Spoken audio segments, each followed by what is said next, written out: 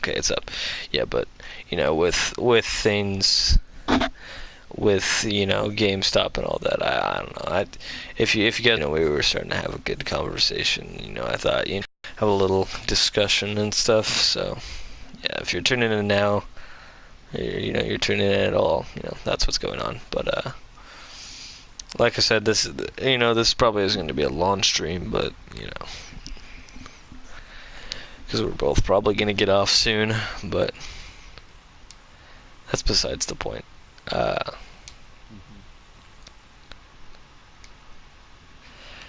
So, you know, going back to what we were talking about, you know, GameStop is just they're going under for so many reasons. There's a lot of doing this kind of stuff is just you know it's all it's going to do is hurt us supporting it at all with things that they are doing. When I went to go get my game, they were also trying really pushing for me to renew my PowerUp Rewards Pro membership, and it's just like, Yeah, I'm not going to do that. I told them no, I'm not gonna do that because it's like I don't really shop here too often. I only came by to grab this game because you were the closest, and I know that regardless of where I go, it's going to be $40 new. I'm not going to renew any purchases or anything like that. And they kept pushing for me to renew it, and it was kind of annoying. I'm not going to. Please just give up. Oh yeah, they definitely don't get the answer no. When you say no, they don't seem to get that. But you know, it's whatever. I don't really care too much. You know. Like, they don't take it well at Oh all. yeah, they hate it when you do that. There was some kid they actually ended up kicking out because he wouldn't do something, a certain thing, and they kicked him out because of it. And it was such a bad situation. It really is just a horrible thing with GameStop and what they're doing, and I don't like it. I don't like what they're doing. It's stupid, and what they're doing is just bad for business. But you know, oh my connection right now is horrible. I hate that. I hate how my internet just kind of craps on itself sometimes. But They're a bad business in terms of what I'm not lagging in chat, am I? No. Okay, cool. But I mean, they're a bad business. Actually, if you can go on my stream and check if I'm lagging, that'd be great. Are you on Twitch or YouTube? YouTube. YouTube. Chat, can you, anybody that's in chat, can you tell me if I'm lagging or anything? Like, voice-wise? Because, you know, gameplay, it's not too big of an issue, but, you know, when I'm trying to talk, you know. I don't think I've actually ever gone to what series. It's Doge Souls now. Whoever's in chat right now, can you tell me if my mic is lagging? Or anything?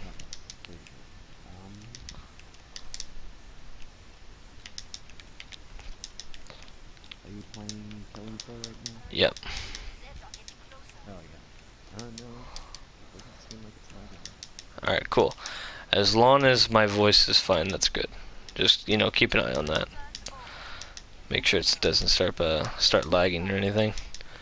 So, anyway, right, it's, you know, what they're doing with the whole used game thing and everything is, it's really just manipulative, and it's, in my opinion, it's on the same level as pirating, really, because, you know, it's a bad thing, it's a bad situation, and I just, you know, I don't, In my opinion, if you're gonna go buy used games, usually they're not too much more either, they're really not. They're like, specifically is known for used games. There's one store that's to be honest, I mean, I think used games should be illegal, just as much as pirating is, because, you know, as I do believe, you know, some people, they just can't afford it, you know. It's also, you know, we got to support the industry, you know, because if we don't support the industry and we're not giving the devs money, then they really can't, make the games any cheaper.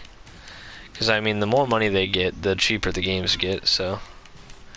And the less money they get, the more expensive the games get.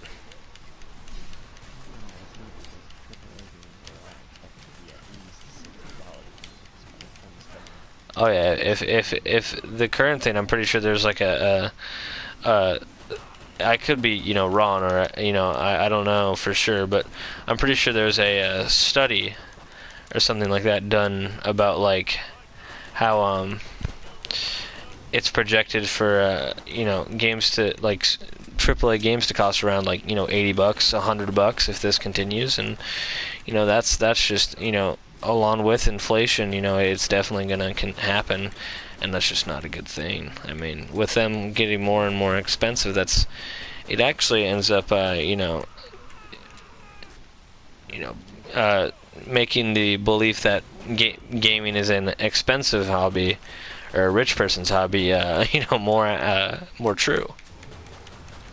If games do continue to get more expensive like they are.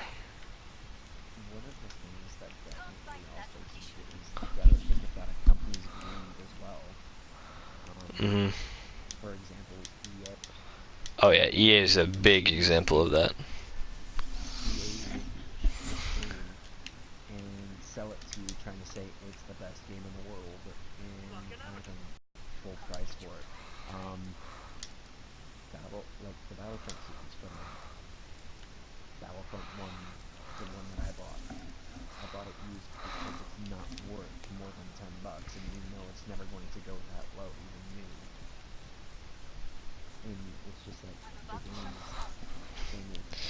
is ridiculous. Oh yeah, and they complain about getting pirated all the time, and really, EA, sorry EA to tell you this, but you kind of deserve it. The crap you pull all the time, I'm not surprised people just pirate your game and don't actually, go and buy it. Because, if you're going to be this ignorant or just this, in general, such a douchebag, then you should expect that your game is going to get pirated or shit on all the time. And the thing they tried to do with Battlefront 2 was, oh my god, and that's the main reason I don't even own that game, is because, with all the stuff that went on, I just, decided, I'm not going to buy this game, I'm not going to support that. I don't care whether they're going to fix it or not. At this point, I'm just not even going to buy the game. I'm not going to accept it. I'm not going to cave in and buy it, and I still haven't bought it. I don't own the game. I don't own it. And I never will. I own Battlefront 1. I don't own Battlefront 2.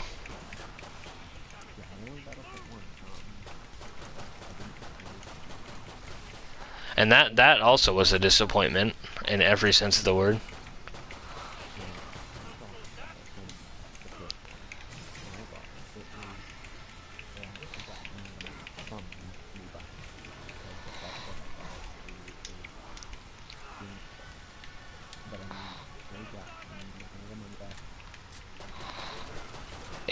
It's just, I don't know. I don't know how to describe it. I don't know how I'm gonna say it, other than it's just a very crappy business model that they have and that they've made for themselves. It's really just absolute ass the way they treat everybody that buys their games. It's really just not good.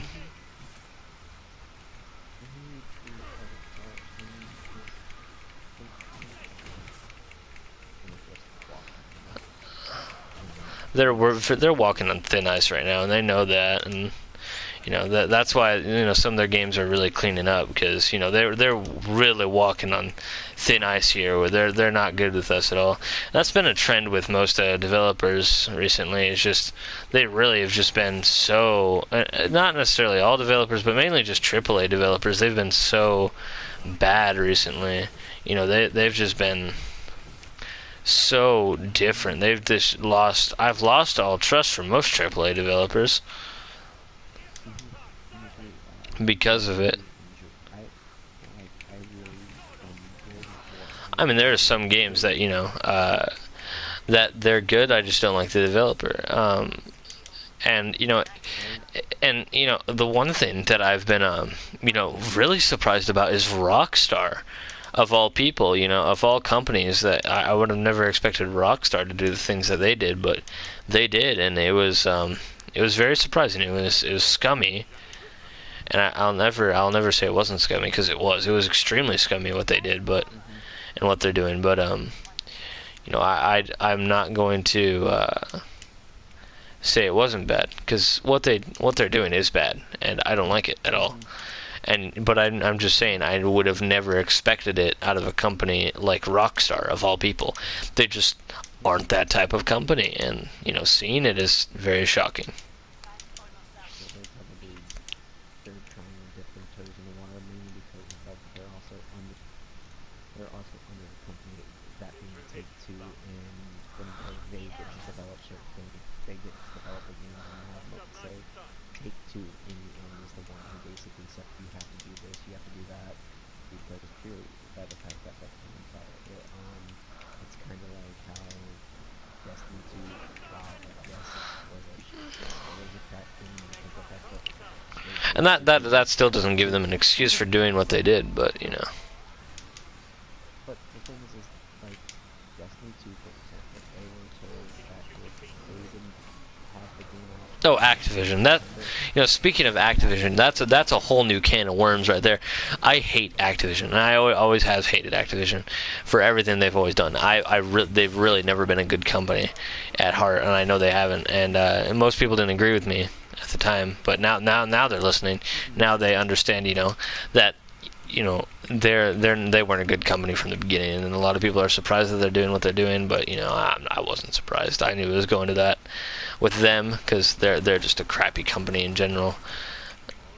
They like to do things, and they what they do most of the time is just, oh my, it is really just an example of why what it really, like, if you look back at their previous games, it's really just kind of setting up for stuff like this.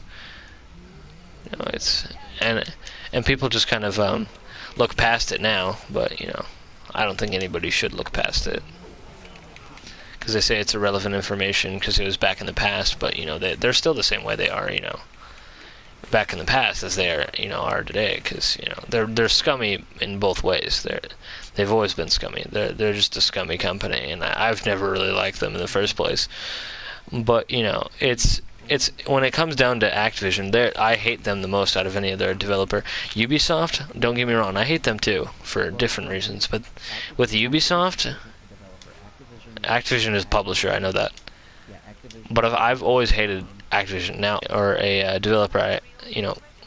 They're shaping up. They're getting better. They're definitely improving. They're doing better things, such as with Rainbow Six Siege and the games that they've been releasing recently. They're not half bad, and including the Far Cry games. They're not heavily monetized. They're not broken too much, and it's all around. They're doing a pretty good job with most of their games nowadays, and they're looking to shape up. I don't trust them 200% yet, because I can't physically trust them. Like, I cannot morally trust them yet. I'm not putting all my trust into one basket, or all my eggs in a basket yet, before I know for sure. Of course, because Ubisoft, they can pull some slick things, and I think I'm hoping that they've realized, and I'm hoping that they've shaping up for the better, and that's what it looks like. But you can never be 100% sure with that. That is why they took a little bit of time off the Assassin's Creed franchise. Not, like health, because everybody hated Syndicate and stuff like that because of health. It was just kind of there. You're starting to overstay your welcome. Please just stop this.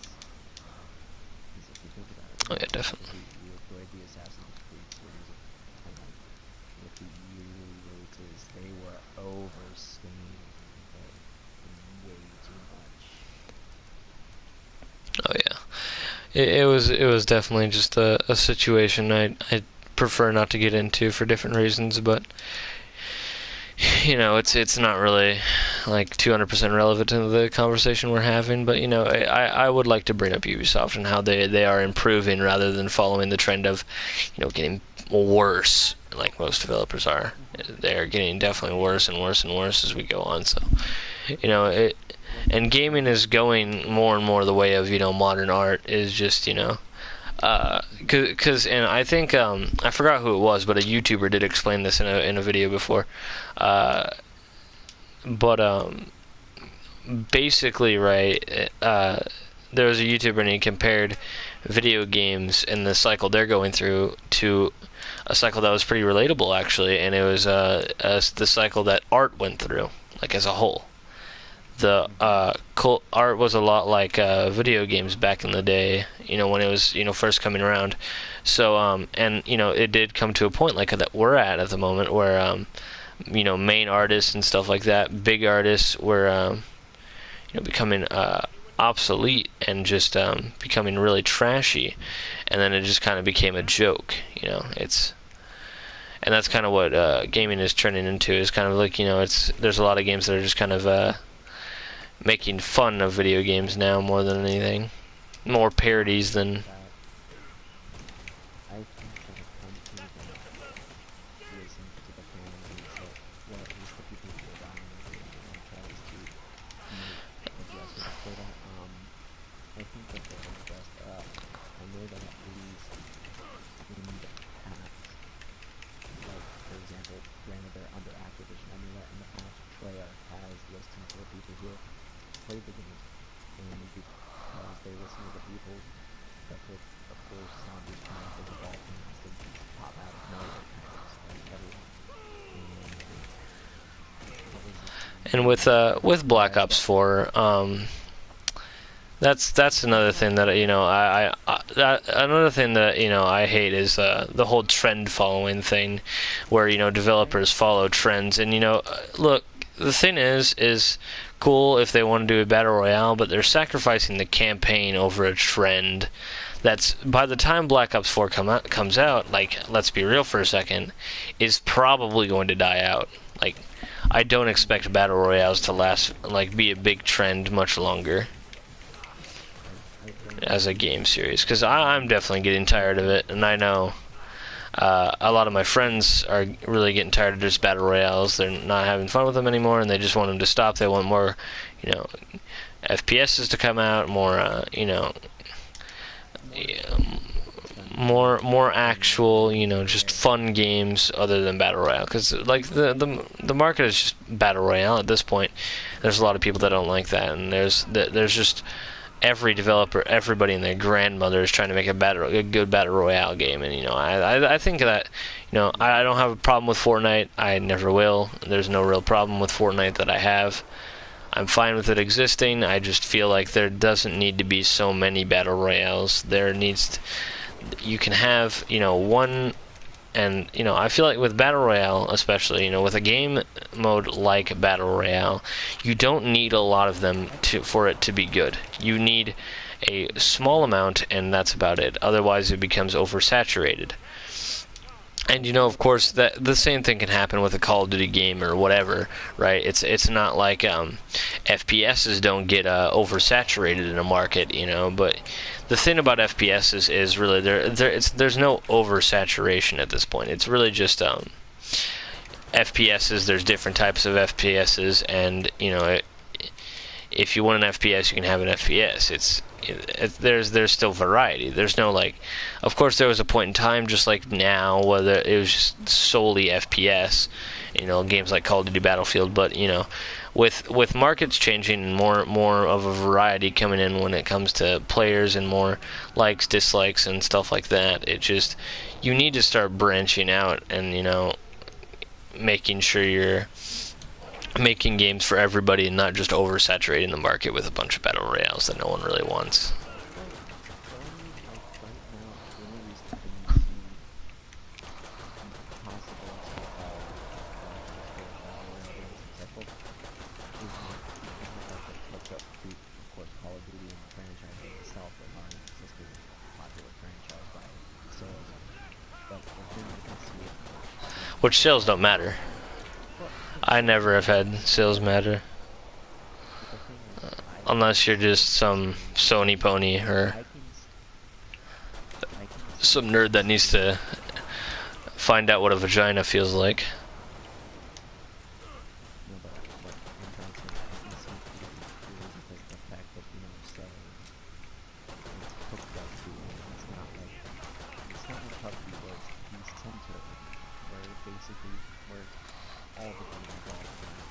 That's all PUBG revolves around, and it's Hmm. completely, even with PUBG on sale, the novelty of being able to play on the go on your phone. Like, I've played maybe I've played a couple matches at best, and it's just like I play one match on there, and I'll get bored of it then and there because it's just like the thing I can see that makes the one on Battle Black Ops 4 being successful is the fact that they're thinking of ways to at least keep it fast and action paced. I don't disagree with the fact that the mode shouldn't exist and stuff like that, but it's just like It can exist, just not over a single player campaign. No. But I can also see kind of why that could, because you do know that another reason they did the single player campaign was because the fact that ever since Infinite Warfare's campaign, everyone has pretty much been avoiding Call of Duty campaigns to save their life. And that's because they don't expect them to be good after Black Ops 3. But that doesn't mean people don't want them, especially with the the backlash that they've gotten over it. You'd think that, and it wouldn't be much of a strain for them to add both a campaign and the battle royale. They've got plenty of money to do it. It's not solely like I said, it's not solely the fact that they're just not having a campaign. It's the fact that they're saying that they they can't have both. They're saying it's one or the other. When they can, they do have enough money to put in both a campaign and the battle royale.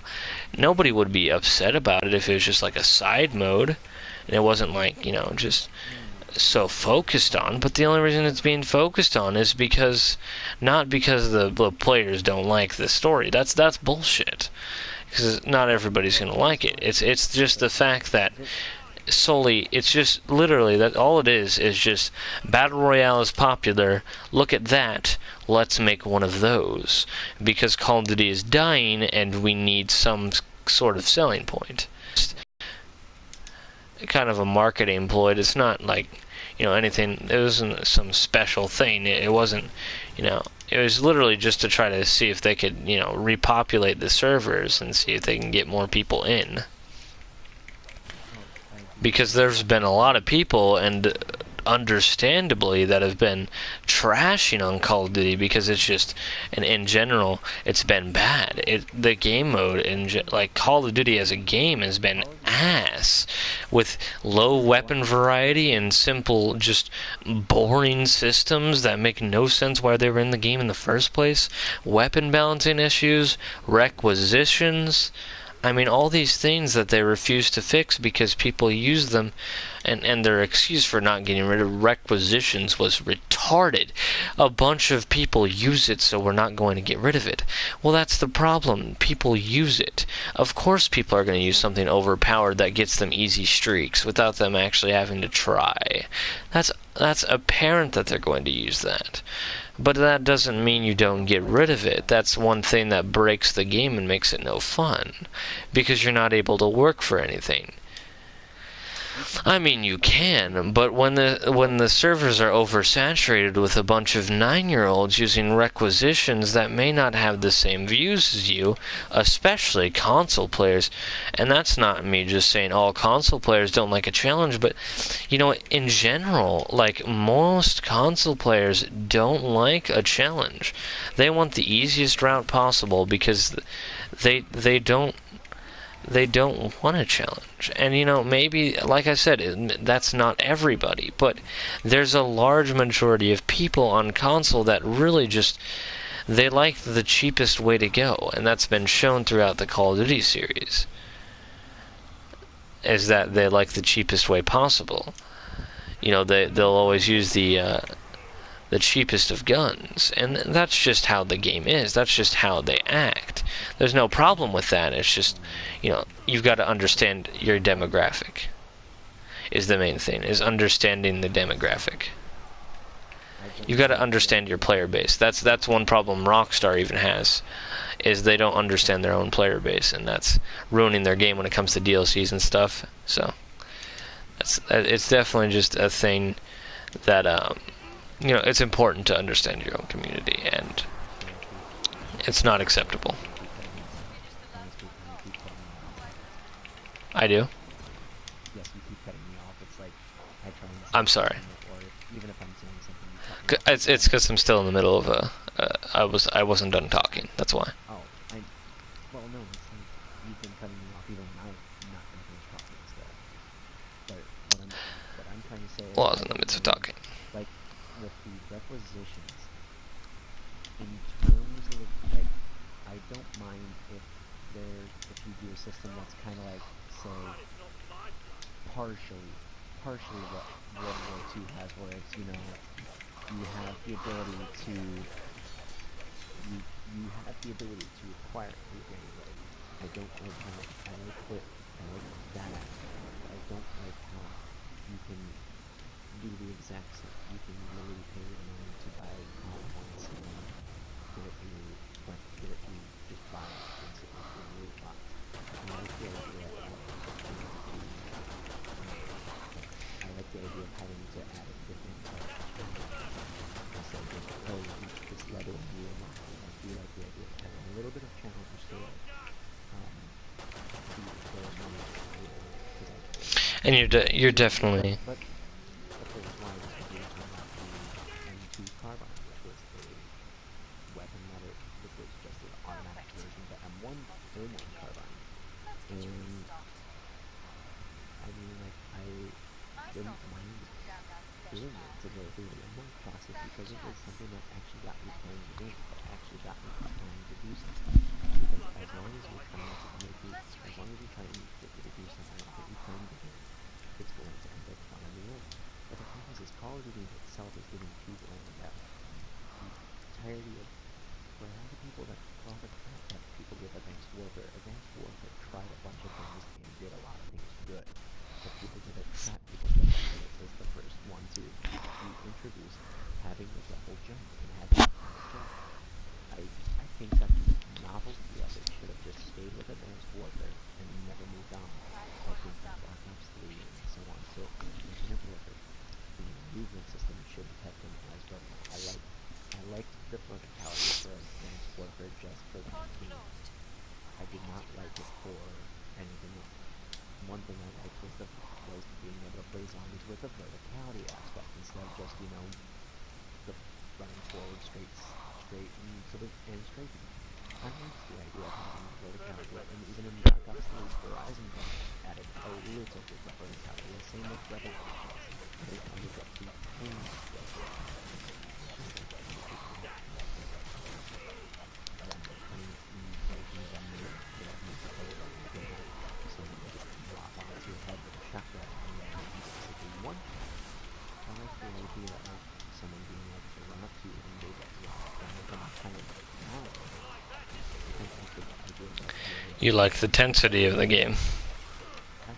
yeah, it was like I enjoyed Advanced Warfare 3 and Advanced And like I Warfare said, 1. you're in the minority. That's why a bunch of people are, complaining about it because they didn't like the aspects of it. And it was mainly, I mean, let's be real, it was mainly console players, or just And maybe not all, but mainly just console peasants. But it's but at the regardless, it's an opinion that's not popular, and that doesn't mean they shouldn't continue to make the game. But from a business perspective, if I they didn't have like to a do what they have to challenge, do. well, if I didn't like a challenge, I would have never gone towards the Dark Souls series because the thing Exactly. with that is, it's not a challenge because it's difficult. It's a challenge because it forces you Yeah. to adapt. And it's not a challenge for no reason either. That's the thing with Dark Souls. It's a challenge because it legitimately makes sense with the type of game you're playing. It's a game about you trying to become the greatest, and you're basically the smallest, and everything else is more powerful than you because you're trying to kill gods or great But ones. And that but the links thing is, to but the thing is that what Dark Souls does is unlike most games on the market. Dark Souls indeed, no, promotes I won't failure. deny that. I never did. Dark Souls promotes your failure and says You failed. Now you just need to learn from it. Hence the reason why we have that giant "you died" As a meme now. You died. It not only just as a meme, but it's like just the functionality of it is basically to originally say, you died, restart. Here's your chance to basically learn from your mistakes and try again. Instead of kind of just repeating the same thing over and over, I kind of try to love because you can't beat a boss. That was one of the things I really that was one of the things that kept me playing the 2016 renderation of Doom, was the fact that it was clearly, even in the multiplayer, it was clearly non-monetized. It worked perfectly fine. I never had a problem with it. I liked the small amount of platforming it had. It worked. And it was like, I liked how it went back to the old style of just rendering Doom to animated content. It was just like, I liked how it went back to that time where you didn't really have to have boss fights and you had to think about how you're going to get into a certain, you just farmed it up. And as I was saying, my partner was laughing at me for saying that. Of course, of course. And, you know, I understand everything you say. But like I said, you've got to understand that the market is just basically full, especially the console market. That's why Dark Souls is more popular on PC than it is on anything else. Because most console players just are mainly just console peasants, of course, but, you know. There is a select few of gamers, you know. Obviously, there's a good amount of gamers out there on console that do enjoy the Dark Souls series and do enjoy a challenge. Otherwise, it wouldn't exist, and you know it wouldn't be popular on PlayStation as well, and you know Xbox as well. But you know it's regardless. There's you know with the type of people that do play Call of Duty, you know, and play it every year, and think that it has no faults, and basically just no matter what they'll buy the game, right? Those people never, never, ever, ever like a good challenge. I know I've compared 99% of the time, they do not want a challenge. I've when I was in high school, I was talking to some because I played basketball in high school, and I was talking to some people on basketball teams, and they were talking about how they love to play the NBA 2K games. And I looked at them and I said, "You do realize that that's just the same game, just a different coat of paint every year, right?" And they kind of looked at me like I was idiotic and told me, "No, it's not." I'm like, "What changed in it other than maybe the roster?" And then they said the UI changed. I'm like, "That's a different coat of paint. What else changed other than just the UI and so on and so forth?" And when they couldn't come up with anything, they tried using, but you play Call of Duty, isn't that the same game with a different coat of paint? And I just looked at them and I said, "Yeah, it is. That's all Call of Duty is. It's the same game every single year, just different coat of paint. The only difference is whether or not the company makes it worthwhile playing." Black Ops 2. Black Ops 2 was worthwhile playing in my eyes because the multiplayer was fun and engaging, and then while the zombies wasn't the greatest experience of all the zombies, it was still a lot of fun to play zombies on that game. Even on transit, which I hate transit, but I'm still able to go on 2 days of transit and have fun. The game is fun. It's worthwhile. It's worthwhile And it playing. shows that, you know, even the worst of maps are good in that game for a reason, of course. But granted, unlike a lot of people, I understand why that's I don't even I think the understand developers why most of the time understand why they was good. I don't like how DICE doesn't get why Bad Company 2 is so good. DICE openly stated, they're like, "We know it's good, we just don't understand why. We don't understand what aspects people loved about it to the point where people kept going back to it even now. They can still go back to it. Even in Battlefield Bad Company 1, they can still go back to it and they don't understand why. They haven't made a clue why. Granted, they've openly stated that. They were supposed to say that. But it still seems like Yeah, they've basically openly said, you know, yeah, we have no clue why you guys like this game, but alright. it shows that when they try, they don't try. They succeed. But when they but when they try their hardest to make something that they fail. And with Bad Company 2, it's evident that they didn't really want to do that long term, or it just ended up failing. It was one of those cases, and it's like, one of the things I like about Claire is that Claire, at least when they're developing their games, looking at a public perspective, they're thinking with players' wisdom in their heads. And I really respect that for them, because that even in Black Ops 3, despite it being, losing money and everything like that, this was probably something they were thinking with the player in mind, and even listening to the player in mind about certain things. Like, they balanced a lot of weapons because the players were like, okay, this weapon's kind of broken, can you fix it, so on and so forth.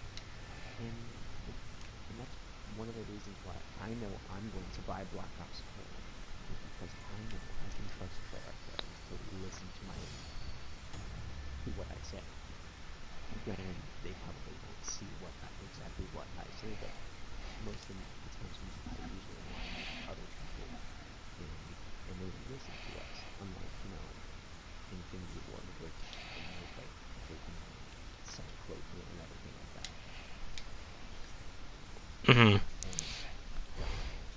like, I'm gonna be honest, the only reason I have World War II is because I play it with a friend, and I literally asked for it as a gift, and that's the only reason I own the game.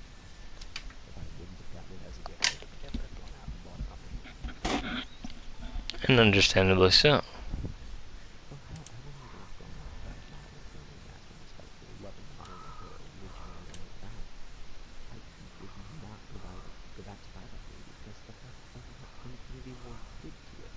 They took a game I loved and played because I consider it fun, Shadow. They gave it the Infinite Warfare treatment. And that really sucks. In fact, we can go in and look a couple things up right quick. Not that hard. So we can look up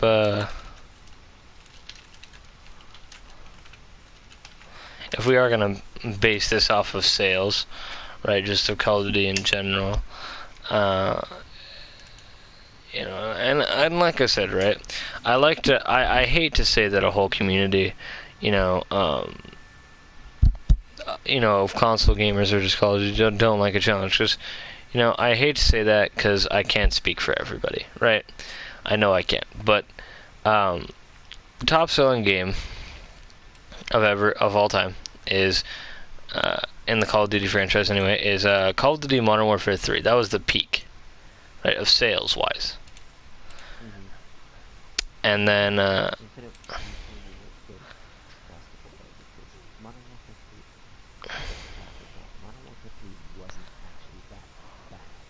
People gave it crap because it kind of existed. and Modern Warfare 3 And sold 30.71 million. Sorry to cut you off there, but no, I understand, but I mean, and then if we scroll down, I'm still going on. All right, sorry, but let me finish this. If you go down and scroll down, the lowest selling game, and Black Ops 3 is actually up there with Black Ops 2 and Ghost and all that, but you're going to have to go an extensive amount down. And you know what? Call of Duty World War II and Infinite Warfare are sitting at about 12 million in sales. That's below World at War and Call of Duty Modern Warfare, or COD 4. That's below that. It's below Advanced Warfare. It's below literally everything else.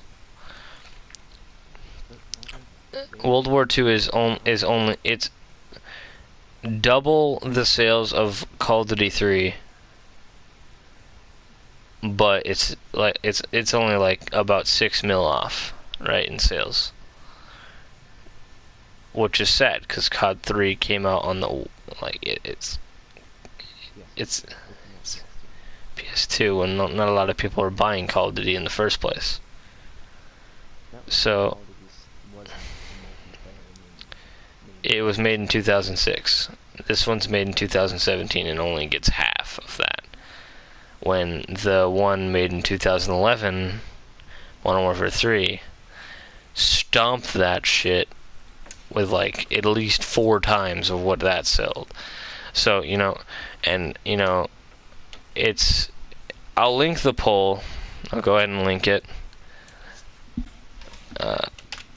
real quick because I want everybody on my stream to be able to access the information I do use. So let me go ahead and add that link.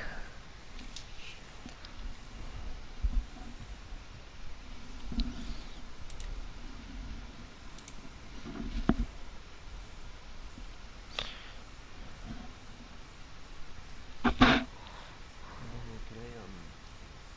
was I gonna say? Go ahead and comment on anything you want right now. Okay. I was going to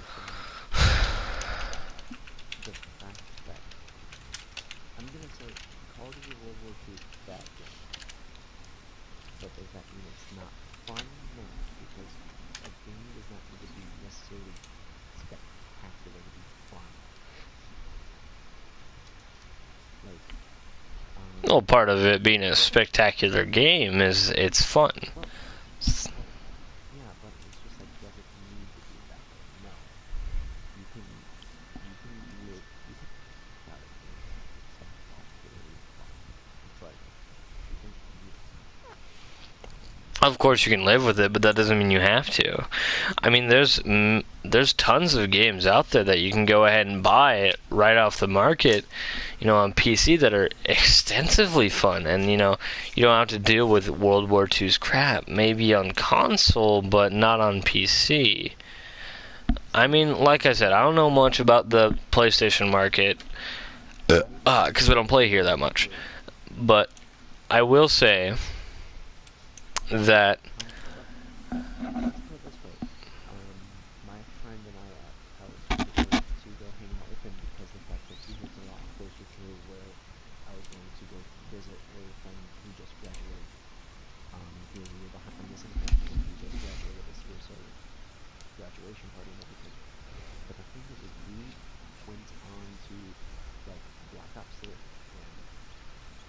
had, and it was just like went gone on to Black Ops 3, we were kind of shocked at just how many people were still playing the console version of it because people choose not to go to play Infinite Warfare and, World War II.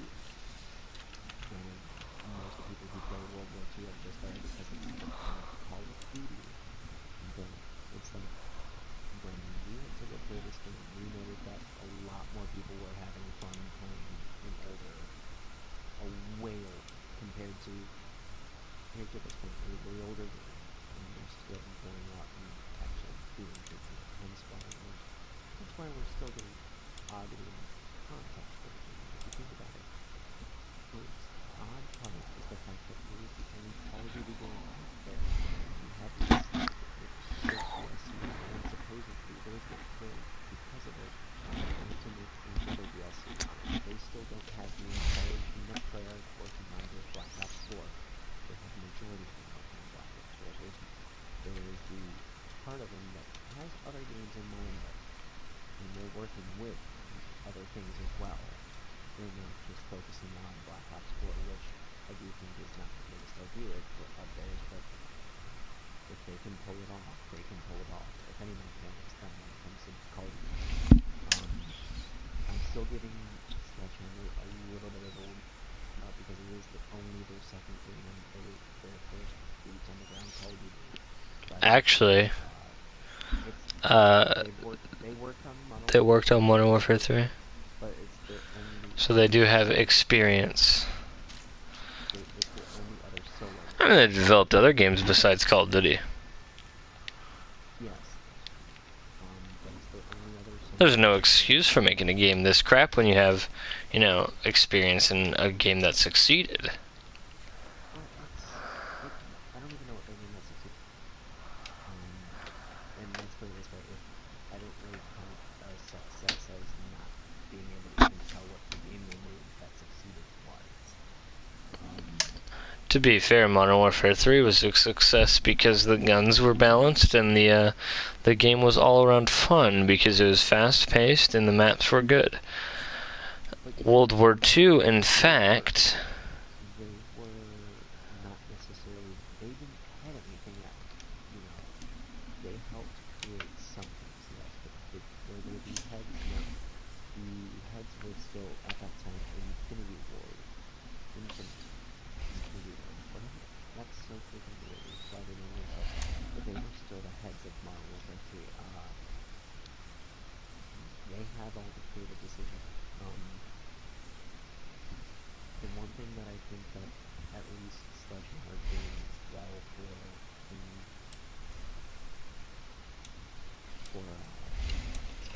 World War II was they tried taking at least zombies in a more horror aspect, and well, they took it away from what Infinite Warfare tried to do and make it easy inclusion, which, if I'm to be frank with you, is fucking boring. My friends and I, we play it, and the next thing we scored after playing it once. We agree that some of the times the way the maps were made were because of the way they tried to cater into certain types of play stuff. It was just like the game got boring. There was no reasons to keep playing. World War II zombies at least tried something new. They tried making it more horror like. Because if you think about it, you can't really say that World at War zombies was not Don Toten was, pretty lit up and not dark and everything like that. Especially if you had,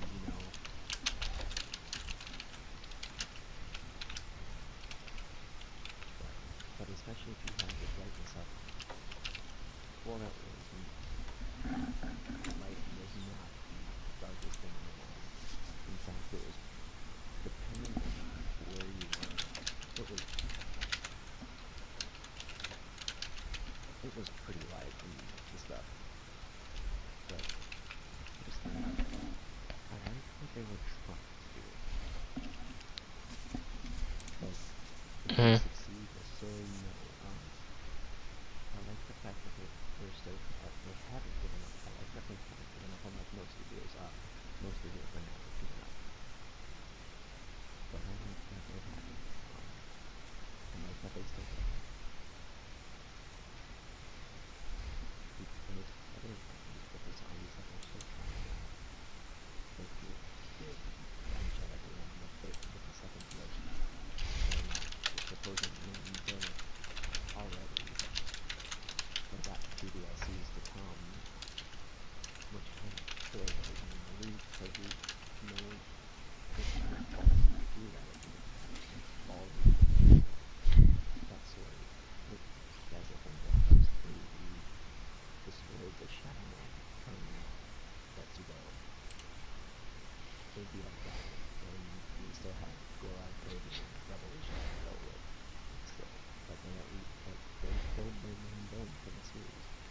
And for the game. So it's gonna be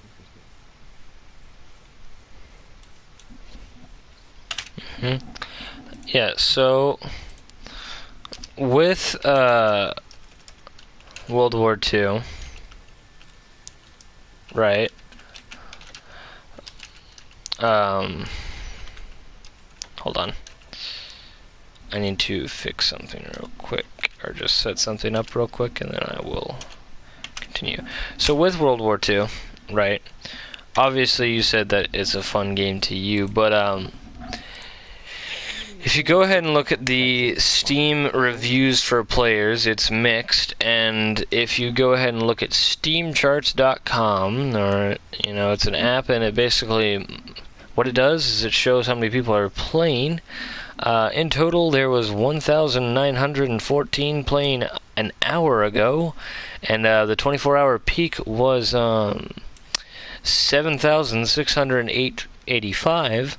The all-time peak of players on Steam of World War II was 56,174.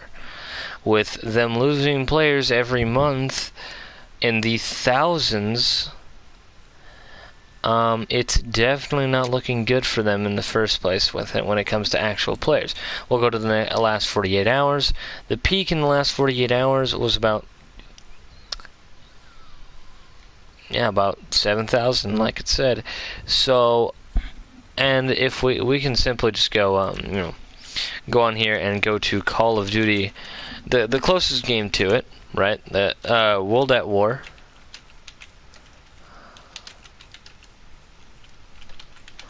We can go there, right? And we can search this one up too. And this one's even older than this one. This actually is getting only, yeah, exactly. See, it is still rising in player count. Now, is there a lot declining? Yes. But is it an old game? Yes. You also have to keep that in mind. So, there is still... 22 minutes ago, there was still 656 players playing World at War. The all-time peak for this month alone was 4,725 playing at one time this month alone. That's an amazing amount of players for a game that is about 11 years old. It's definitely impressive. And you know what? Let's even go for another one that is pretty popular. That was pretty popular. And is... I'm not going to go for Black Ops 2. I'm going to go for Black Ops 1 on this one. And we're going to go ahead and just click that right quick. There is still there's less than World at War, but there's 216 playing that game about 22 minutes ago. Overall, it's just a gain, and it's staying the same. There's some leaving, some a little bit joining, but mostly just staying the same. We can also go ahead and I should also leave a link to both of those. Hold on, let me go ahead and go back. Well, you know what? We'll get the one for this one, and then I guess they can go look this one up themselves, actually. Sorry, I'm not going to link all of them, guys, because I'm going to use a multitude of them. And, you know what, let's go ahead and check Black Ops 3. And not a lot of people play Call of Duty anyway on PC, so this is, lower numbers, but whatever. Well, if you think about it, people who are heavily playing both Black Ops 3 and, what is it? World at War are probably there because of the custom zombies. There is literally there's quite a bit of content just Of course, and that's always the submissive nature and the nature of Sony and all that, not wanting mods and all that because they think it'd ruin the game, whatever. Right, some bull crap that doesn't matter and no one cares. But, Microsoft that blame oh yeah, it's otherwise we both. would have had custom zombies maps available to us The problem with that, though, is that the consoles don't have the capacity to even do that in the first place. Sorry to tell you, but the consoles are ass. They couldn't handle mods if they tried. They would literally have to go and make consoles PCs in order for them to do that. Let's put it this way. The console could handle mods if it was the only game on the console. That is the thing, is because the way consoles function and the way they're trying to make it where you can play all your games on one thing, like PC, but they're saying like, oh, you can't do these certain things. The thing is, Thanks for the like, whoever left a like. the thing with PC is the fact that you can hold those multiple games while still do this, because the fact that it's not like consoles, where consoles are trying to allocate all the resources to every single game at one point in time. Yes, while maybe playing World at War or 2 runs or something. Went ahead and updated the description, you guys. So if you want to keep talking, go ahead. And the links are in the description. Even though I'm not playing, say, H1Z1 right now, my PS4 is still trying to allocate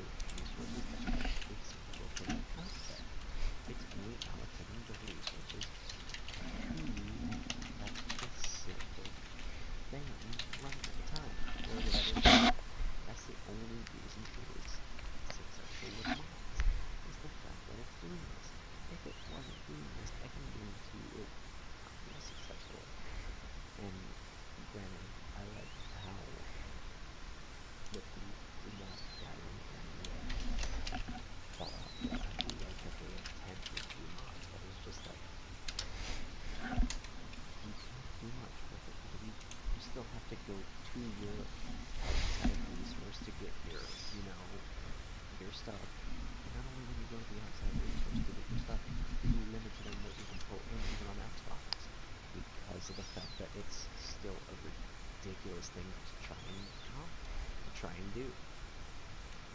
I dislike that because the fact that they're trying to pull off such a heavy stunt and they can't do it.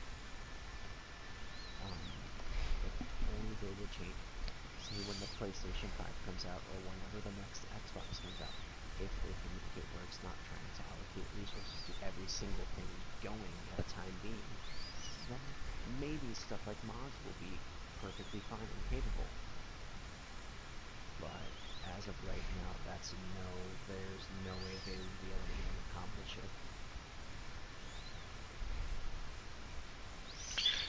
And the thing is they could give you those options if they just, actually didn't, actually cared about their player base, but they don't.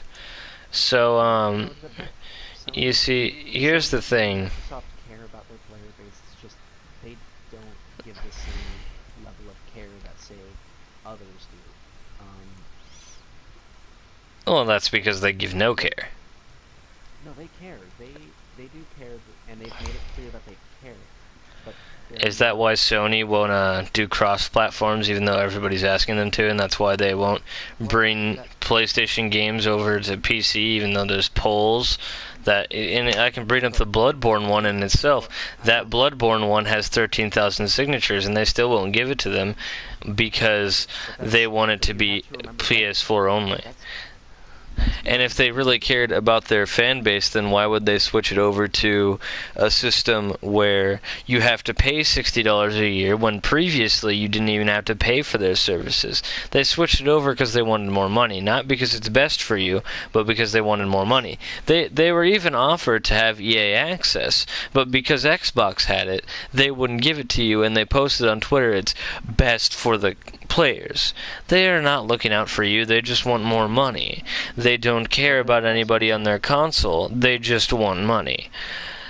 If they actually, like I said, if they actually cared, they would give you good benefits, and they would give you the option to customize things, and they would give you the option to upgrade your PlayStation 4 as you see fit. They wouldn't release multiple consoles every year. They would have it be like the PC, or they'd offer a free service. Not necessarily like the PC where you can upgrade it and all that, but you know what? They'd offer a free service where you get constant deals like Steam, and you are able to refund the games that you get online, or possibly even turn a profit off of those games that you can get. Like CSGO on Steam, I can go on there, I can spend some money on a crate, like $2, and I could have the possibility, now I know this is a bad example because it's a loot crate system, but I can have the possibility to go back in and earn about a $500 from it, or I can just, in general, go and play a game. The things in the game that I earn, cough cough, the achievements, the trophies, whatever you want to call them, the badges that I get for, doing achievements and stuff like that in games, I can trade those if I get a good one. I can trade those for a game. I can trade those for about $60 or $20 or $15, whatever. I can buy a game with them, and that's the point. There's a thriving market with multiple stores that you can purchase from.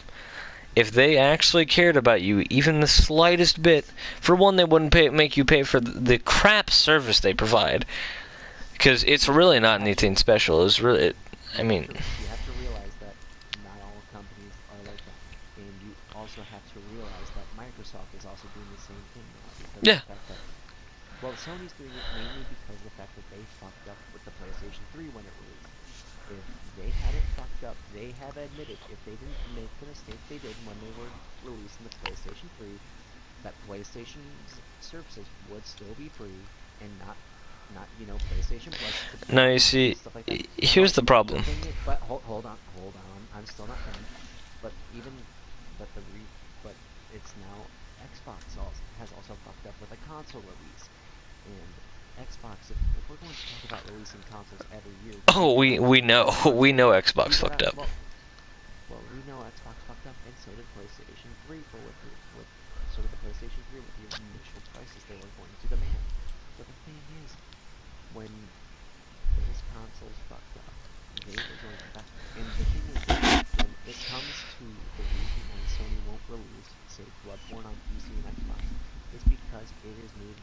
it is while it is made by From Software, the thing is it's published from an in-home studio.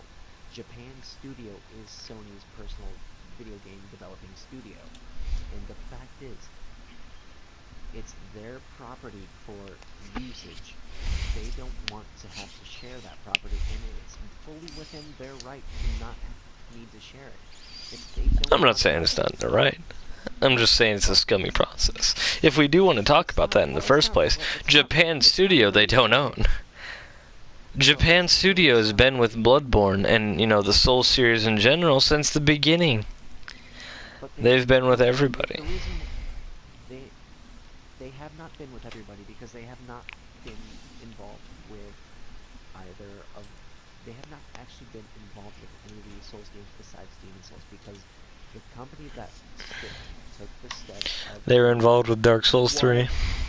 No, they weren't. I can take it right now. It was Bandai Namco that was involved with it. And so was Japan Studio. If you just look on the back of the case even, if you have one, that is. I bought a collector's edition. That's besides the point, though. But the thing is even if Japan Studio was worked on Dark Souls 3, it's only because the fact that they had worked on Bloodborne, and they enjoyed it. Other than and yes, you enjoyed it.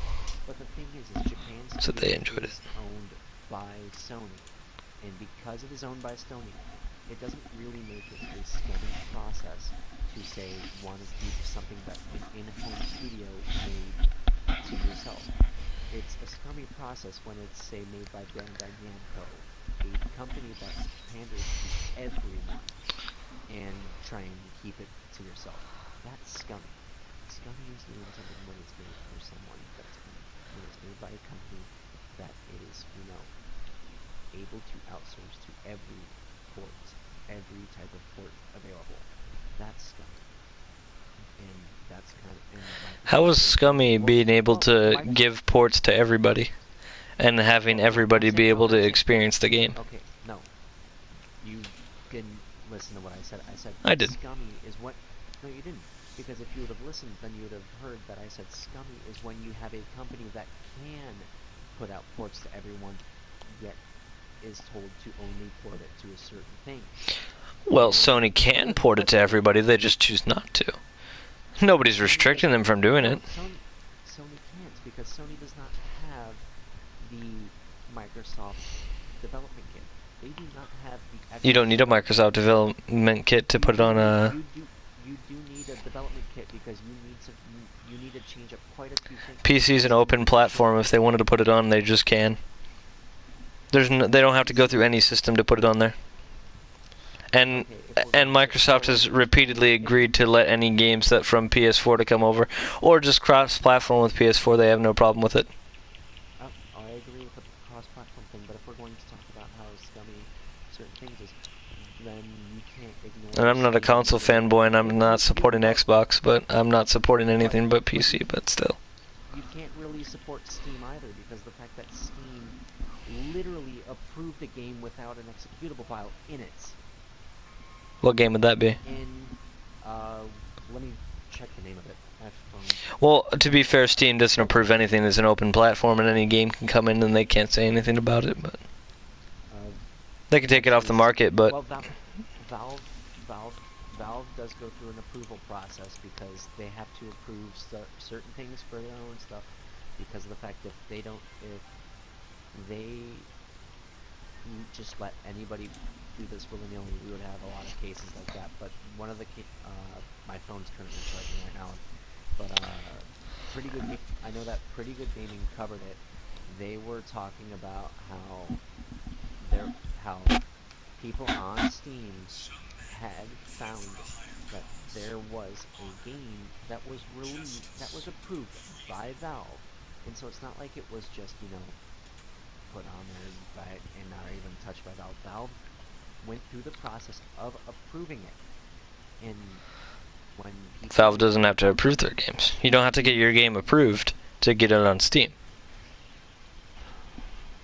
You don't have to do that. Anybody can go make a game and put it on Steam. That's why there's so many more games on Steam than there is on PlayStation and Xbox. Because you do have to go through an approval process. You don't have to go through an approval process on Steam. The most you have to do is just put it on Steam, and that takes like 5 seconds. Actually, it's You don't have to. They don't have to approve anything. They have to, because the fact that once you put it on Steam, you're committing a business transaction. So there has to be an approval of some sort. No, there doesn't. It's an open platform. Yes, there. Yeah, If you don't put it on Steam, you can just put it on the internet. It's not. It's not. That's true. But if you're trying to charge money for it, the thing is if you're. They get a cut of your money no matter what. That's the thing. That's an agreement that you have to go through to put it on. They don't have to agree to let you put the game on, but you have to. You do have to agree to give a cut to Steam when people buy it. You do have to do that, but you don't have to get it approved. Yes, you do, because no, you don't. It's an open platform. Because then it might be an open if you had to, if you had to do that. Okay, just no, keep this in mind. For a second. Let me finish what I'm going to say. The reason why you have to approve it is because the fact that they need to go through and they need to check the game to make sure that it is that it's not worthy, but it is acceptable. Then if it was an open platform, then why is it that you have to go through an approval process, mainly to make sure that you don't have to go through an approval process on Steam. No, you don't. It's been you don't have to. If you had to, then there wouldn't be so many games on Steam.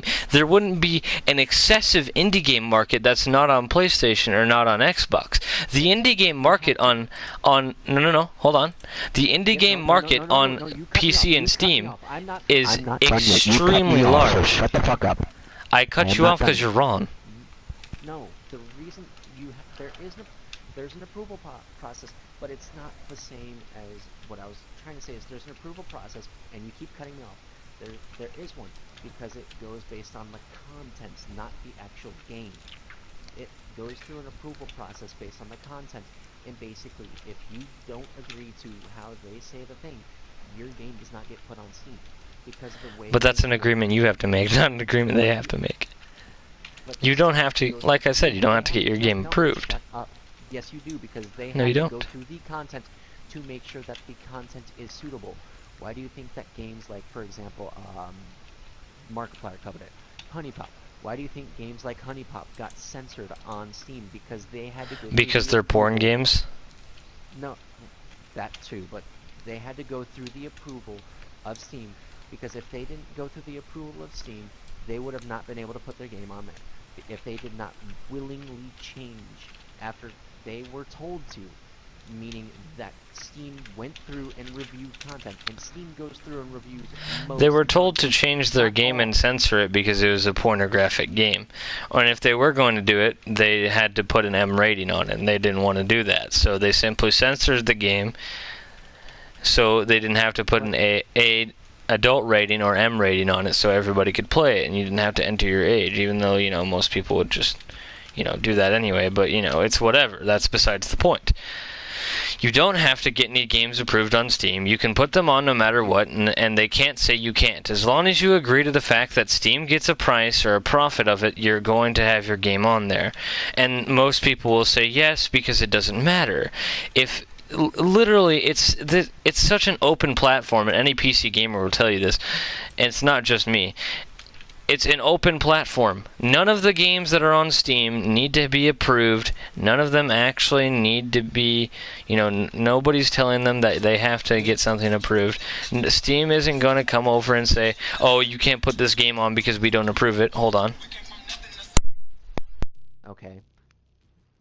No, but the reason, and they have to, yes, you agree to stuff like that, and yes, it's open platform, but the thing is, you gotta think about it through a business transaction wise. When they have to go through and they have to, if something seemed like, say, Honey Pop or these porn games, like you say, if they want to put their game on Steam, it's more like, the thing that they go through is they go through the ESRB for the ratings. The content has to be reviewed. Your game by ESRB. But no, the content has to be reviewed by Steam first, by Valve, because of the fact that they need to determine whether or not you need to make changes to the game. You can put your game up there, yes, but they still have to approve the version of the game you put up there. That's the thing. And so they do go through and they do check this stuff pretty often. Hence, that's why you have the censored version of Honey Pop and all these other games, because the fact that they had to go through and they had to get their content reviewed, and they were told you need to change it to this, this, and this in order to have it on Steam, and not even an the only thing that I would have been able to go through to get it on would be the AO rating, and even Steam has said they don't want AO titles. Yeah, because that's reasonable. Well, that I agree. That's reasonable. It's reasonable for every platform to not want adult-only rated titles. But they will accept them. Well, they will accept them, and the thing is they've quickly also taken them off. You do realize that they've pretty much either made it so that way you can't access said AO titles anymore, or you can put them on and then they disappear. Because as Steam does, they hold all will to remove anything and everything no matter what. They can remove, say you publish an indie game and you put it on Steam. You can get some profit from them, but the thing is to truly profit from it, you'd have to go through your own source or outside source, selling it yourself, doing, say, PayPal. Because of the fact that your content would have to be reviewed, not to get it put on Steam, but to say whether or not the version of the game can be put on Steam or not. And the thing is a lot of people choose not to after quite a few do choose yes, but you've also got the people who choose no, purely because of the fact that they want their game to be the version they want it to be. They don't want to say censor it. There have been times where not only just nudity, but they've also asked the people to censor blood and gore and all that crap. If I'm correct, that Condemned had to originally get resubmitted because of the fact that some of the contents that they went over in the game was deemed unsuitable for Steam. And that's the case of a technically AAA at the time. But what I'm trying to say is your content gets reviewed, and your content is what determines whether or not it originally gets put on Steam or not whether or not the game exists. I do agree that it's a lot better in that term, but the thing is that it's not entirely true that you can just put anything up there, because if you were just able to put anything up there, you'd be able to put full-blown porn up there and not have it censored at all. What I'm trying to say is they have well, there's terms of service, but that doesn't mean they check over the games. You can put any game on there, but if it violates terms of service, fans will report it, or gamers will report it, and then it'll be taken down. I agree. Most gamers will report porn games being on there, and most people don't have the desire to put them on a Steam website of all websites. They know that that's a dumb idea, and doing that would be retarded. But what I'm trying to say is they had an approval system because that was what Greenlight was. Greenlight was technically an approval system, but it was not in the most conventional way, where it was like, Greenlight is a service that you put your game on and have a poll if you don't want to actually go full-blown and, go all your money in. It's like one of those, it's like Kickstarter. You have a demo of the game that you didn't spend a lot of money on, and you let people try that and see if they would like more of that at a higher quality. If people say that they want that, it's a service to tell that person that yes, they should publish this game and put it on Steam. There was lots of games that were on Steam Greenlight for a while, and the reason they were on there is not because Steam forces you to put them on there, but because they recommend it. They recommend it so you don't waste all your money on a game and have nobody like it. It's the same thing as Kickstarter, just Steam's version. Okay, but then why are they allowing games that say they're early access and then letting them run away with your money? Because if Steam was all this great, then you can't ignore the fact that they have It's because they don't restrict freedoms. restricting freedom has nothing to do with letting a company run away with your money. If a company promises a Well, they certain don't. They product, get like 10% of the cut of the game. And if you chose to spend your money on that game, that's your fault. And they will give you a refund if you don't like it. No, because you're wrong. No. I'm on my point, and you're wrong. Your point is wrong. Okay, The facts are just incorrect. No. What you're saying is nothing, because the fact that you're just giving the "you're wrong" bullshit. I agree that I'm not entirely correct, but the thing is even they're liable when a game is put on there because they get a cut of the profit. They are still liable to make sure that the developer holds their promise. They will give you a refund. The developer must hold their promise of delivering a full game. If it's in, say, early access, the developer must give their promise of providing a full game worth the amount of money they're charging. If they find that they have not done so, and they have not refunded you your money, then they are held liable. They can be brought to court for that alongside the publisher as well, and they have not gone through and refunded every game that has gone early access. I can guarantee you that, because to do that would cost too much time and money on their end. And let's be honest, Steam and Valve are a company. They want money. All companies want money. Yes, they're the most player supportive, but you have to remember that regardless, even if you agree to letting them take a profit, take a chunk of your profit, in this case 10%, even if it's early access. But the thing is they have guidelines set to try and make sure that people don't just say, we're posting a game early access, give you basically a demo of, say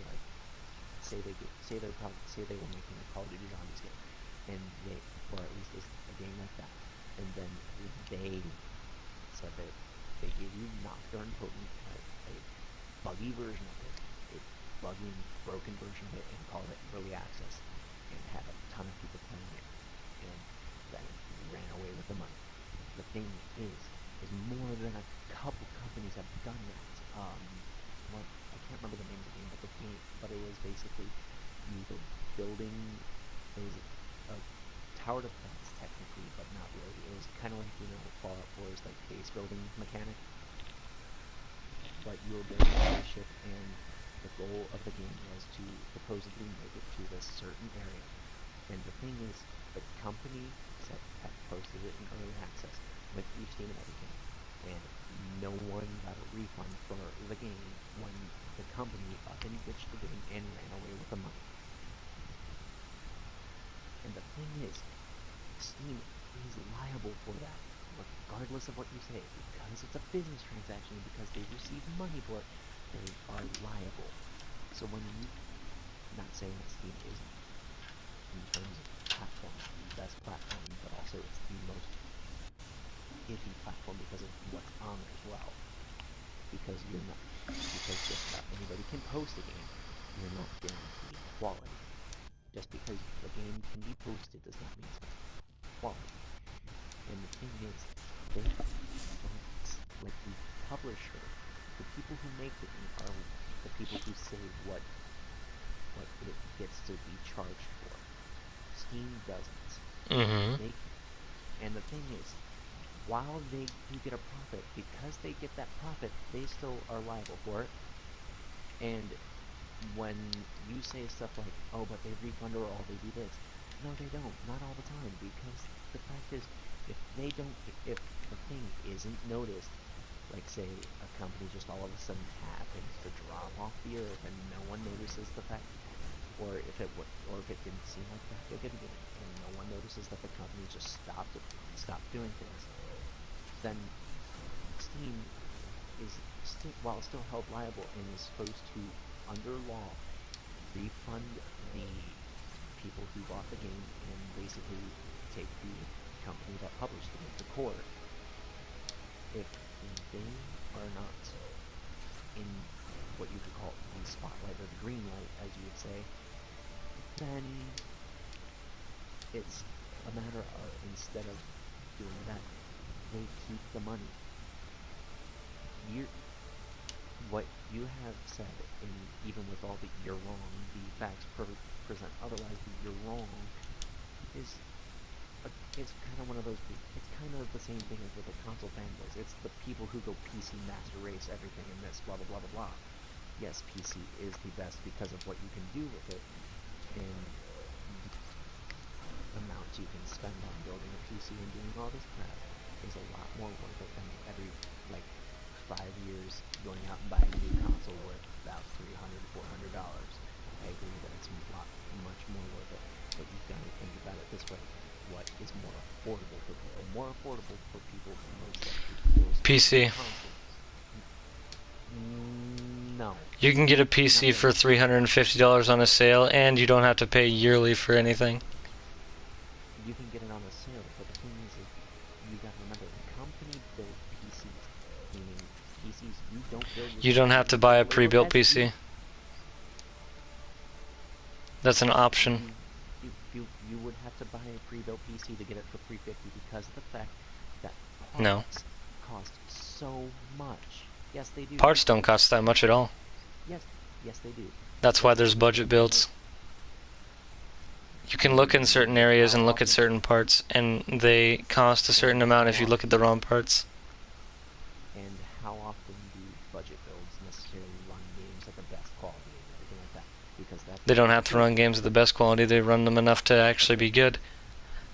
I started off with a $400 budget build, and it ran Black Ops 3 at 60 FPS on medium quality, so 1080p, so it still stomped a console.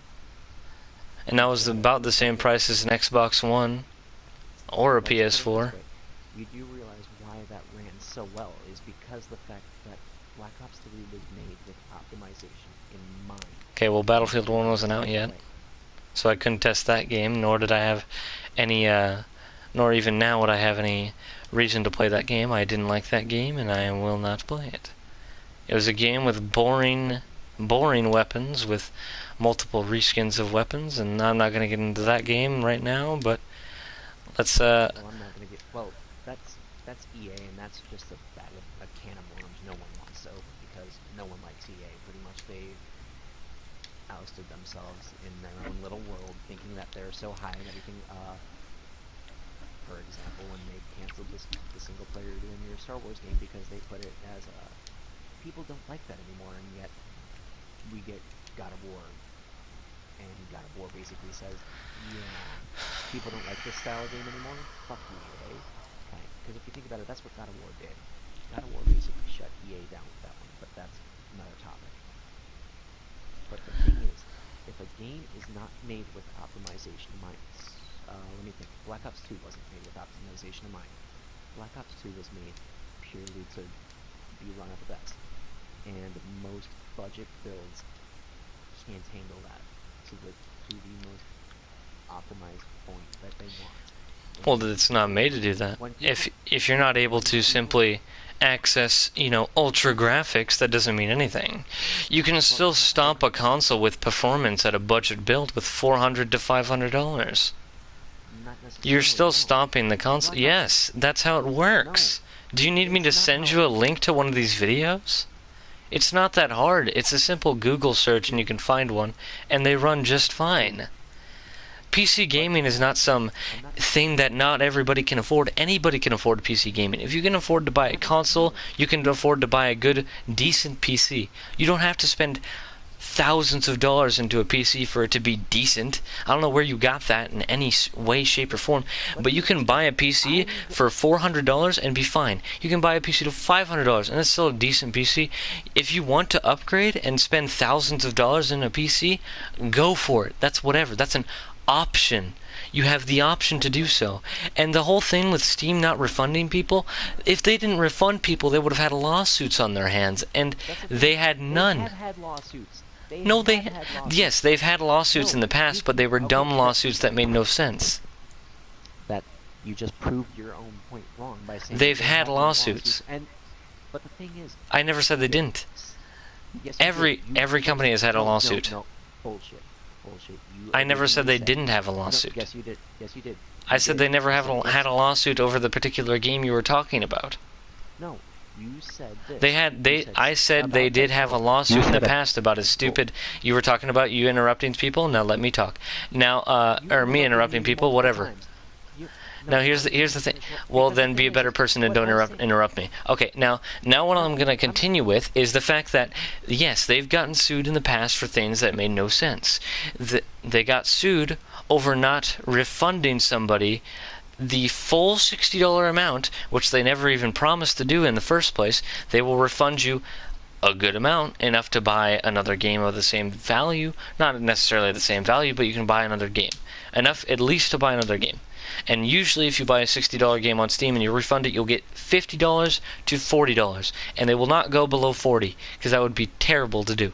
They're not like GameStop, they're not like anything else. Steam is the most pro-consumer, pro-fucking all the good things that you can think of. They are pro-consumer. They're not a business like Sony. I mean, they are a business, but they don't work like Sony and Microsoft do with Xbox Live and PSN Network and all that. You may think that, but they don't. They're pro-consumer, they're pro-player, they are for the player, they're not for their own business. If they were, then they wouldn't make everything free. They do the same thing that PS4 is doing and Xbox is doing, but you get all the service that you want, all the games you want, anything you want. You can go talk to people, you can go do whatever, you can go play games online, it doesn't matter, for free. You don't have to pay a single dime beyond a game that you might want to buy. There's a $5 fee to go and use parties, but you're going to pay $5 on Steam anyway for something. $5 one time is not a lot at all. Considering you're most likely, it's not like you're going to get Steam and you're never going to buy a game or anything for a game. That's never happened.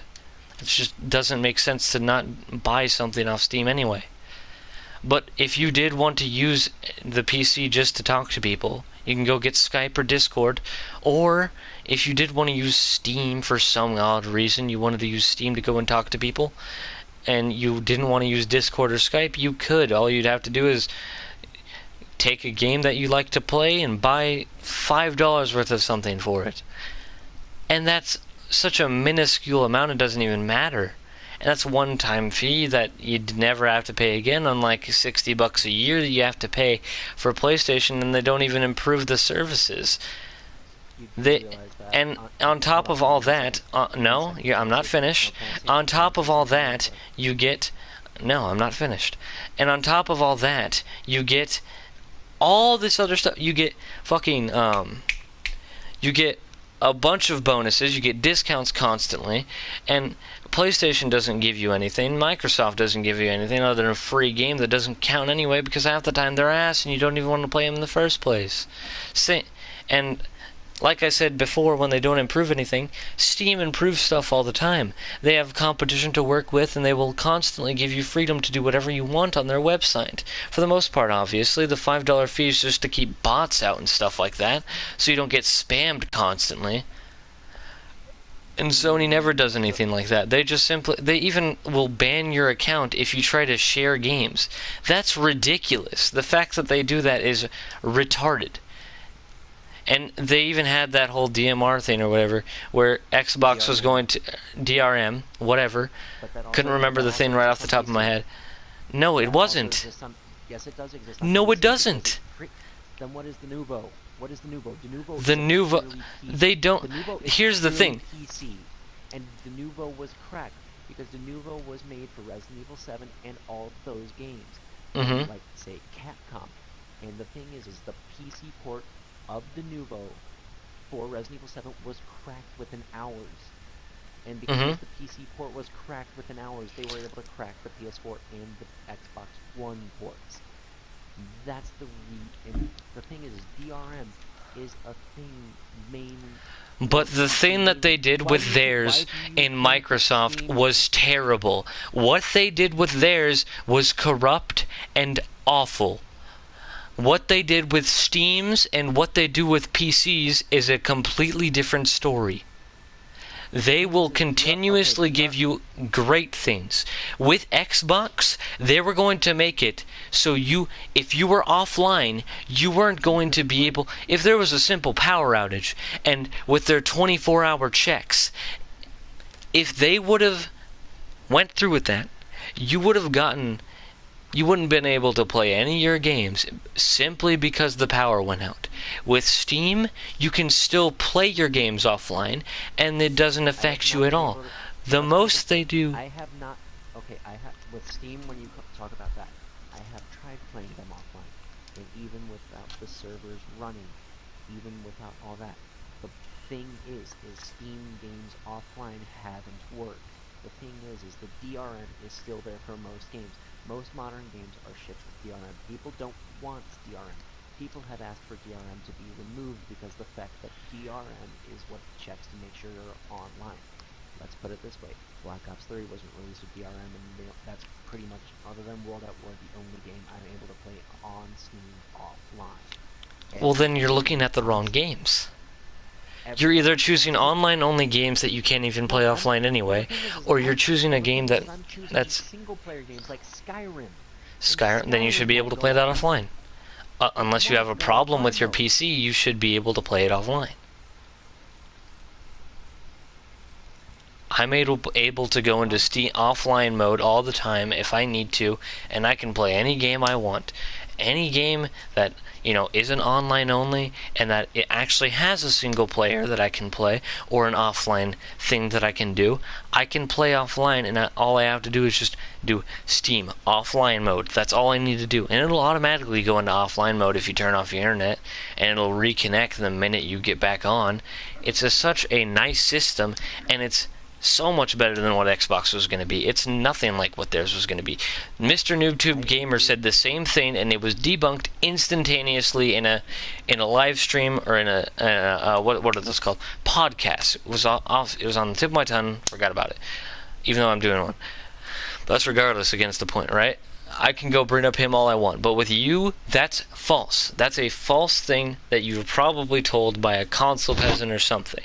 That's not a true fact. What you've said so far isn't true. It's not a fact. What I've gone by is what I've experienced. But that's not fact. But the thing is, experiences in a way, not only are... But it's like, you can't say that experiences aren't fact, because experiences are a fact that they've happened.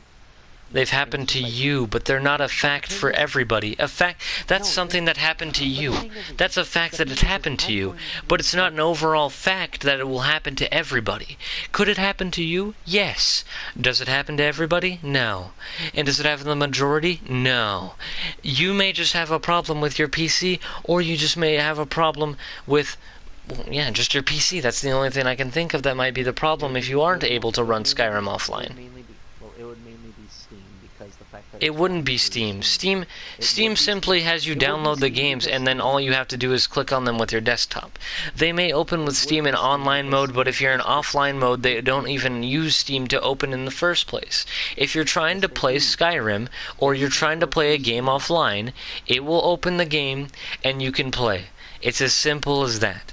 If you are having problems opening your game or running your game when you are offline, then that's a computer issue. That's not a Steam issue. That's your computer.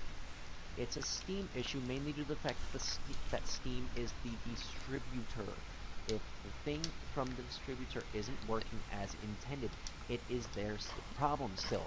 And if not, just like in my case where Skyrim wouldn't work offline, but then again that was because I was trying to play Skyrim and PC isn't up to par to play it, but that's a different problem. That's me needing to have a better computer in general. But exactly. So it's not their problem that your game wouldn't launch because of your PC.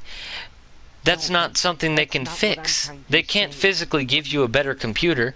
The most they can do is say sorry that happened to you, and then just move on, because there's nothing they can do. Their platform or their store has nothing to do with your game not being able to launch. It's your PC. I'm not talking about it being able to launch online. Online, it launched perfectly. I know, you're talking about offline. If you can't launch your game offline, that is your computer problem. But no, what I'm trying to say is I couldn't run the game in general because my computer wasn't up to par. That's the thing. When I went in, the frames dropped heavily, and it was unplayable for me. That's what I mean by it was my PC thing. The thing is, whenever I tried going into offline mode to play games, even say Skyrim, the thing is, it still went through Steam. It went Hmm. through their service. And because it still went through their service, it is also their problem. Because their problem is to fix their service. And if in online mode it tries to, offline mode, not online mode, if it tries to go through their service in offline mode still, it is their problem and their responsibility to fix it. Because the way they intended it to be was that way when in offline mode, it just launched the game. But the thing is, when it was in offline mode, it was putting me through Steam still and telling me I needed to be online and logged in to play. That's not a PC thing. That is Steam's service not being up to par in certain areas. Steam's service is by far the best. I do agree with that. I do agree with Sony and Microsoft being terrible services. But Steam is not perfect, and that's what you No painted them service is as. perfect. No, no I never service is said they were perfect, but perfect. the way you're painting them and the way you speak of it is painting them as perfect. I never said it was And perfect, and I never painted them as no, you perfect. don't. I You simply don't said that your say problems, or the problems you you were having, are a PC you problem, not you the don't have actual to say service. okay. No, you don't have to say that they're perfect or they're this or they're that. I never even implied If you it. When did I Yes, you imply they did. were perfect? When you started going on, they're pro-consumer, and yes, they are pro-consumer, but that's I painting simply them said they as were pro-consumer because perfect. they are. I never said they were perfect. That's not saying they're perfect. That's saying No, a fact. you've That's a fact. They are painted that pro-consumer. you've painted them in such a high regard that Because now I it's have high being regard so for services that are you pro-consumer.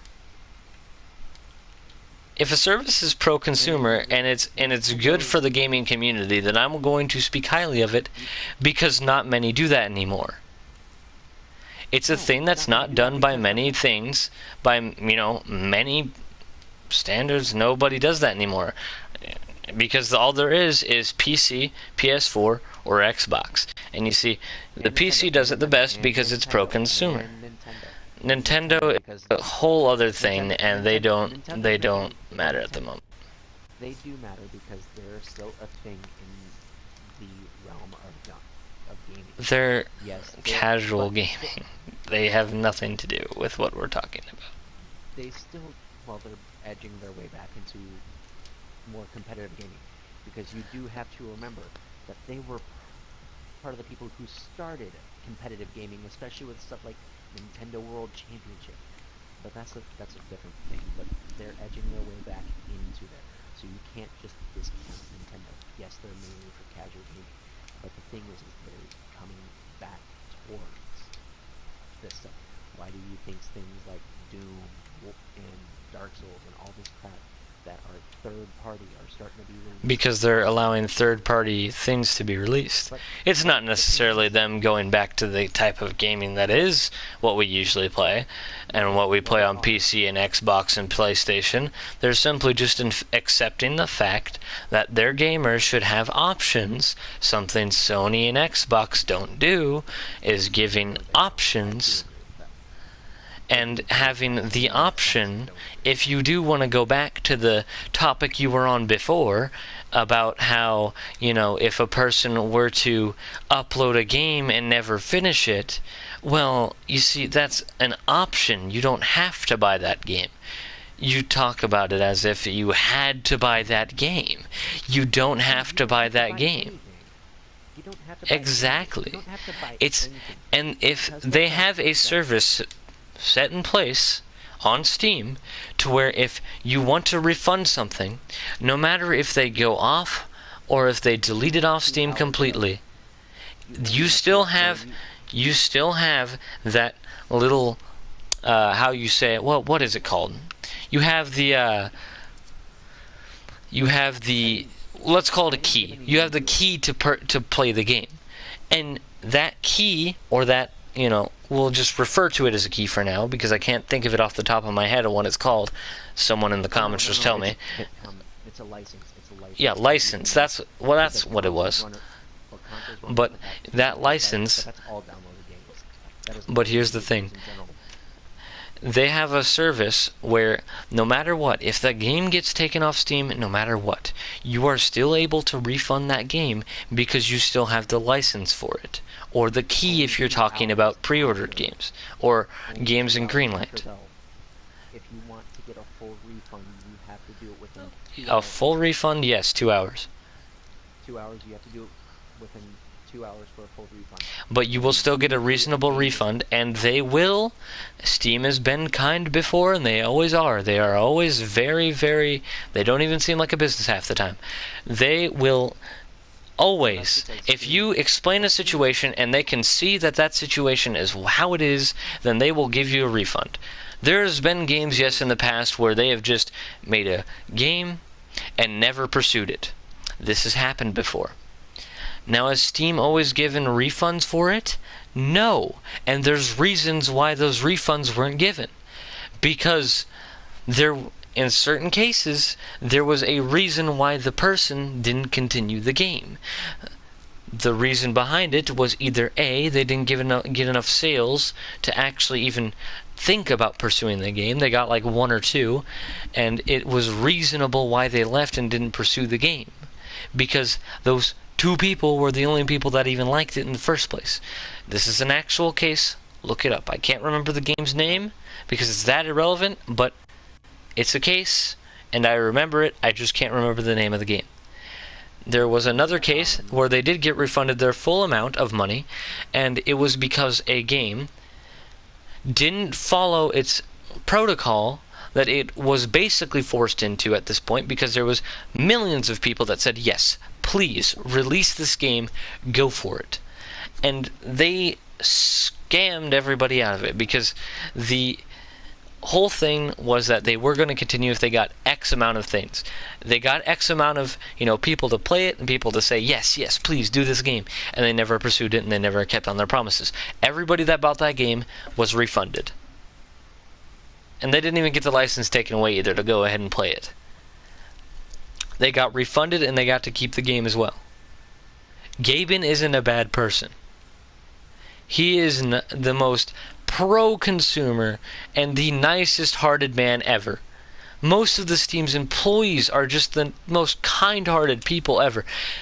There's people, just think about this for a second. There's people out there constantly on Steam services on Christmas Day that will make sure that the Steam services are up so everybody can play their games. Nobody does that at Sony. Nobody does that at Sony. Nobody does that anywhere else.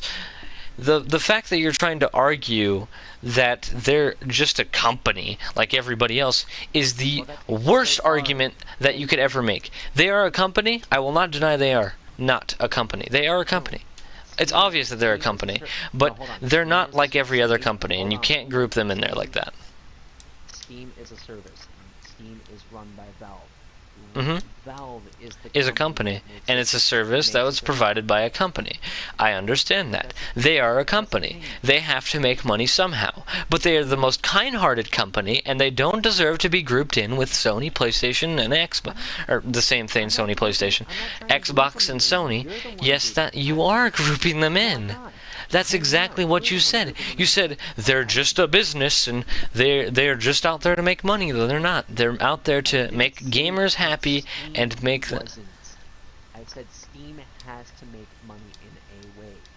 Yes. And you said it in a tone. It's not always about what you say. It's the tone you say it in. You said it in a tone. You said it in a tone. You said it in a tone. Let me finish. You said it in a tone at which you were agonizing or antagonizing the company that is Valve or the service that is Steam. I never implicated once or even gave a slight sign that I even said Steam services were perfect. I said, and I directly said this in not a tone that made me sound like it was perfect. I put it up on a pedestal because it deserved to be put up on a pedestal for the services I was talking about. Did I say it was perfect? No. Did I even imply it? No.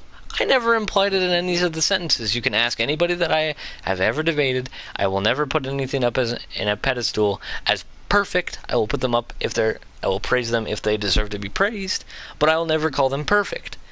Anybody that I've debated and Any of my friends will tell you that. I never put it up on a pedestal, and I never said it was... I did put it up on a pedestal, but I never said it was perfect. There's a difference. I never even implied that it was a perfect service. If I implied that it was a perfect service, the conversation would have been way different, and I would have said way more things that weren't true. I will admit if Steam did something bad. I will admit if something is done wrong, or they did something irrationally. But I will never, ever put them up as perfect. Nobody is perfect. I'm not an entitled console peasant or a fanboy. I'm obviously not a fanboy. I play on everything, but I will always go to PC as I'm more of a PC gamer. That doesn't mean I'm a fanboy, and that's not. And if I do talk of Steam highly, that doesn't mean I'm saying they're perfect. I'm just talking of them highly because that's what they deserve, is to be talked of highly, because they're a great company that does things that no other company does other than Nintendo as of recently. And even then, they are not giving 100% freedom, because no console does. No console will ever give 100% freedom. And with that freedom does come some bad things. But that doesn't mean that freedom should be taken away. Your example before about the whole, oh, well, if they don't pursue this game and somebody bought it, well then, if they don't refund it, they're being terrible people. No, they're not. I'm not saying that they're being terrible people. They're not being terrible. It's just the cost of freedom sometimes is a little high. Does that mean it's bad? No. The thing I was saying was they're under legal obligation to refund them, and they always have, unless it doesn't make sense for them to do so.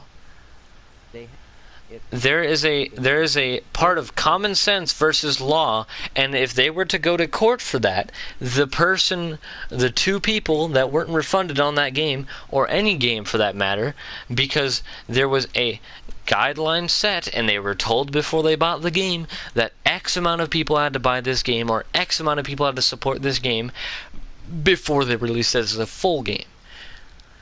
This was explicitly stated before they bought the game. So they couldn't do anything because of that. It wasn't Steam's fault, it was their fault for buying the game in the first place. Did they buy the game and expect it to succeed? All well. They understand that that may have not have been the smartest prediction in hindsight, even though hindsight is... I don't even do that shit. I hate doing things in hindsight because it makes no sense.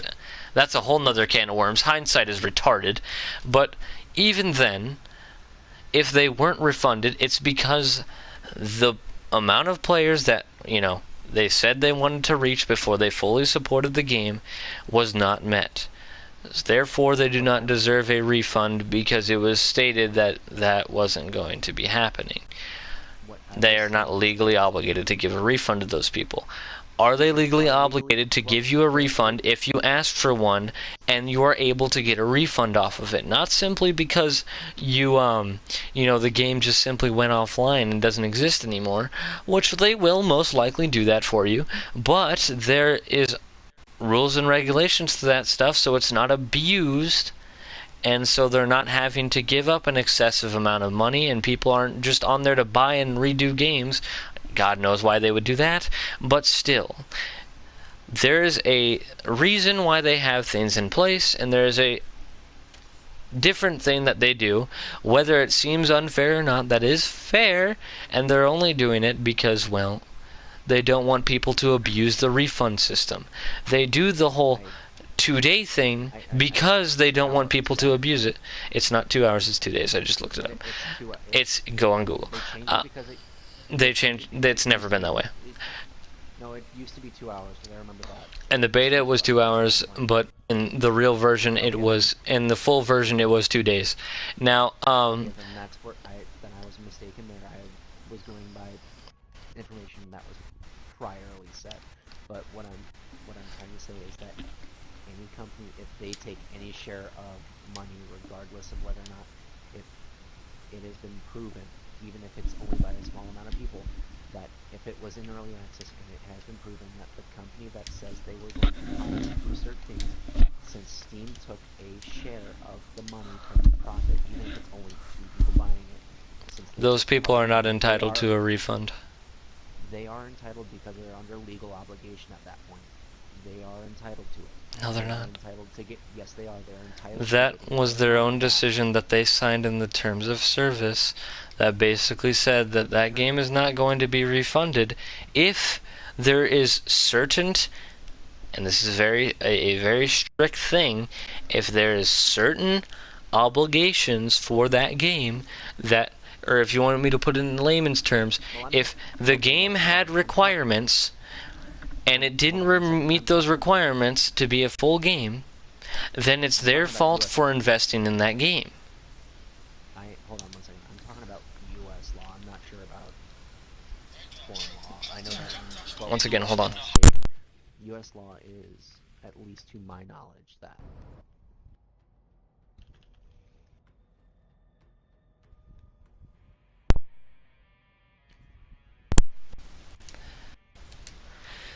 Well, it is 3 o'clock in the morning. I'm excessively tired. If you want to continue this conversation tomorrow, you are welcome to message me. I'm going to get off for the night.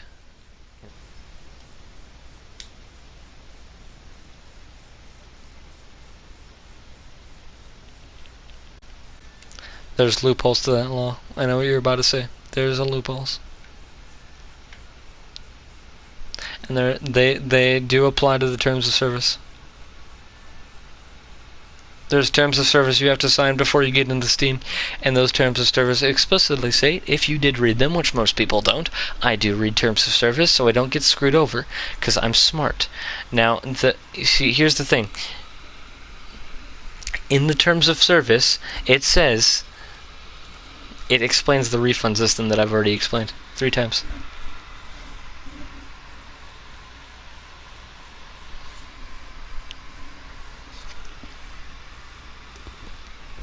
No, they don't. The terms of service will always have to revolve and be legal, but if the terms of service say, and this is an illegal move, if the terms of service say, and it does say this, and I'm going to put it in layman's terms, I'm not going to say exactly what it says because you may not understand all the words in that sentence or in that particular part. So I'm going to put it in layman's terms. It basically says, and this is a summary, in layman's terms, it basically says, if the person, or if the game that you are pre-ordering or getting a key for to get early access from either a Kickstarter game or a Steam Greenlight game, or just a game that was in general released, from an indie developer, they warn you that they cannot and they will not give you a refund if the person in those terms of service say that they have to reach a certain requirement before they continue. If it was a thing where they just abandoned it for no reason, they will get a refund. I'm going to get off now.